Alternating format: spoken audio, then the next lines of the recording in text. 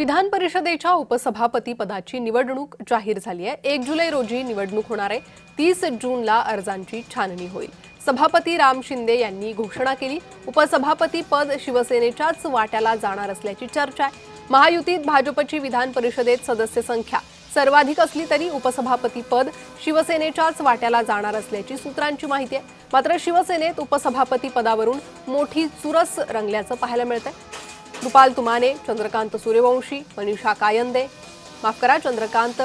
रघुवंशी, मनीषा कायंदे यांच्यात चढाओढ आहे। माजी उपसभापती नीलम गोऱ्हे प्रबळ दावेदार आहे। मात्र यंदा एकनाथ शिंदे कोणता निर्णय घेणार याकडे लक्ष आहे। माननीय सदस्यांना विदित आहे की महाराष्ट्र विधान परिषदेच्या उपसभापतीचे पद रिक्त आहे।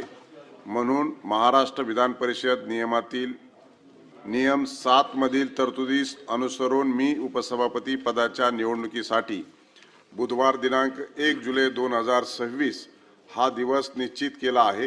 प्राप्त झालेल्या प्रस्तावाच्या सूचनांची नामनिर्देशनाची पत्रांची छाननी मंगळवार दिनांक 30 जून 2026 रोजी दुपारी 1 वाजता होईल। उपसभापतींची निवडणूक बुधवार दिनांक 1 जुलै 2026 रोजी घेण्यात येईल।